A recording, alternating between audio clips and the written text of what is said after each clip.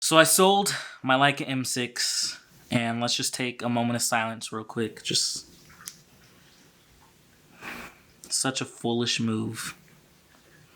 But there's a reason that I sold it. It's not a good reason. I was having just constant issues with it even after CLA and whatnot. The rangefinder patch would always be off after like a month or so. It would just misalign either by a little bit, and then just like the margin would get even bigger, and I don't know why it was happening, but it was really pissing me off. And then the frame counter just eventually ended up being about like 7 or 8 frames back from where it should be, just like the 3 frames before you know, load the film and shoot it and whatnot. So that was making me like really upset, really angry, and the CLAs just weren't fixing, you know, some of those issues.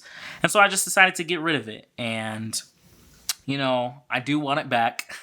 I do regret it a little bit, but there's more Leicas out there to be bought. I will eventually find another Leica to replace, you know, the one that I sold, and to replace this new camera right here. But in the end, it's just a tool. It's the best tool out there, but it's just a tool. So obviously from the title of this video, this camera is about the replacement camera, and that's the Voigtlander Bessa R3M.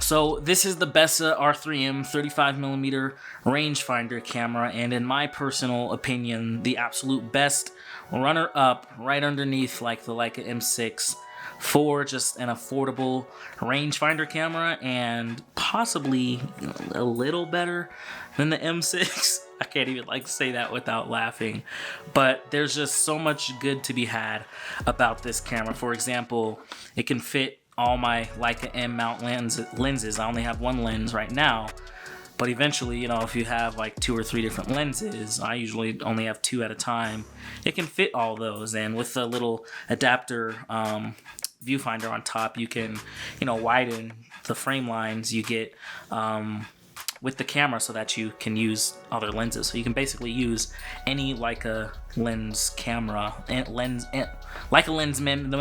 M. You can use any Leica M mount lens on this camera. That's all I'm trying to say.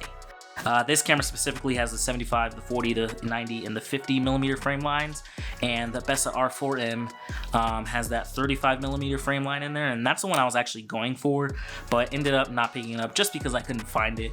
I'm super impatient when it comes to like buying stuff, and was able to find this one locally at my local camera store, Inglewood Camera, who was just had this camera there, and they just have like an arsenal of film cameras at a pretty decent price for like a local store and whatnot. So I was able to sell my broken M6, and for what I got for that M6, I was able to pick this body up and still have like a little bit of pocket change from that like M6 sale. So a few things I really like about this camera is that, once again, it can mount all Leica M mount cameras. It's fully manual up to 2,000th of a second, which is super awesome. The M6 only goes to 1,000, but honestly, it's not that big of a difference. And then it has, you know, the frame lines I need for it.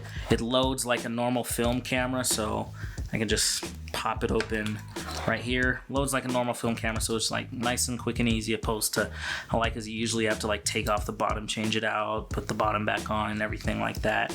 It has this little frame, this window right here, so that you can see what film is in your camera and what like shutter speed and whatnot you're shooting in. That seems like a little thing to like be excited about, but it's actually like huge for me, because sometimes I go like a few weeks without like using the camera because I'm shooting something else, and I'll forget like what's in this camera, forget if there's even film in this camera. So being able to see that without having to like turn the lever or accidentally like shoot a roll or something like that, being able to see there's film in there and what speed I'm shooting it at, is absolutely perfect. But other than that, internal light meter is like really good. Like it's I don't see the difference between it and the Leica meter. I think they're both extremely accurate, so I'm very proud that, you know, I don't have to use an external meter with this camera. I can trust the results that I get with this camera. And this meter specifically, on the Leicas, you have the red dot in the middle, and then you have the 2 lines on the side. This one, you have your red dot in the middle, and then you have half a stop, 1 stop, 1.5 stops, and then 2 stops overexposed on the left and right side of the meter. And being able to see that is just, it's even cooler. Again, it's not that big of a thing or a deal or whatever, but it is cool to see that, oh, I'm 1.5 stops over, or I'm half a stop over, instead of just, oh, we're overexposed or underexposed. But other than that, yeah, this camera is just absolutely amazing. And again, the Leica cameras, I guess, can do a lot of what this camera does, and that's the point. That's the reason why I bought this, is because it's not a big departure of what I'm used to with like a rangefinder camera.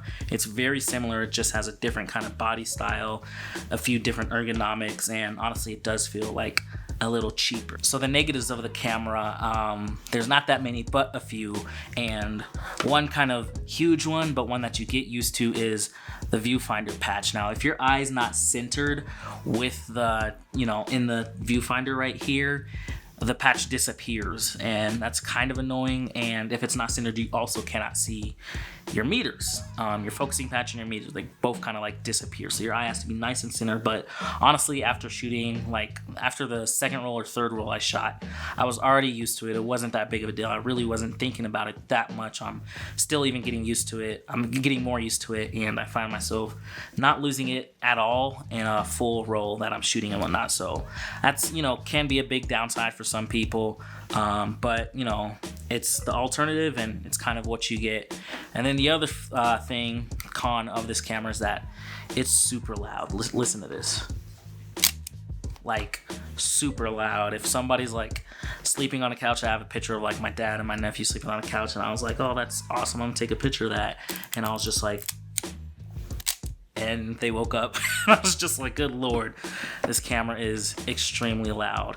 And other than that, you know, it obviously just feels a little cheaper than a Leica, because that Leica material that it's made out of, I don't know what it's called, if it's aluminum or whatever, but it's a lot like heavier and bulkier than this, or this, you know, it's plasticky.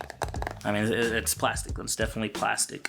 But other than that, it's amazing. Unlike the M7, again, you don't have to have batteries to shoot at, you know, above 1/25th of a second. 1/25th is your flash sync, but you can go all the way up to 2000th without a battery. You just need a battery for the meters, and I love that. So yeah, this camera's great. After using it for a few weeks, honestly, I've been feeling like, what's the point of owning a Leica M6 again? Because I have my Leica M6. It's not an M6, but I have the lenses that I have my M6 for. And it operates almost exactly like my M6 does. So, you know, I shoot this and the photos look absolutely amazing. They look exactly how I was expecting them to in terms of like exposure and whatnot. And, you know, the frame lines are accurate and everything like that. So it's a really, really good camera. But for me right now, it's just a temporary placeholder for my next M6. Whenever I eventually find one, I'm definitely gonna pick one up, and that's simply because I like the feel and just like the ergonomics and operation of the Leica camera. This isn't too far from it at all. It's very similar, except for just like a few of the functions, like turning the shutter dial. You know, it is a little like tough. Right now it's easy, but when you're doing one finger, yeah, it's taking a lot of power to kind of, finger power, I guess, to turn that. But I mean, like, those are just small complaints. But eventually, when I do find another M6, I may end up keeping this, you know, for a little while longer. I may just end up holding on to it and give it to somebody that wants to get into the Leica system and be like, dude, this is the absolute perfect option to get into. So one more thing I do want to talk about is the fact that this is an M camera, the Bessa R3M. There's R3M, R4M. I don't know if there's an R2M. I may be incorrect. I don't know too much about these cameras because I've heard of this one a while back, but I just never paid it any mind because I was blind to the elite beauty of the Leica M6. But there's the M's and then there's the A's. I think the A's and M's stand for like automatic or manual. I could be wrong, and if I'm wrong, I'll put something on the video or whatever. But yeah, the M is for manual, I'm assuming, and that gets you up to that like 2000th of a shutter speed. And fully manual and whatnot. Good lord, that's loud. But other than that, I really hope you enjoyed this video. If you liked it, I'd appreciate it if you give it a thumbs up, and please consider subscribing because I definitely have more content coming your way. Thanks for watching.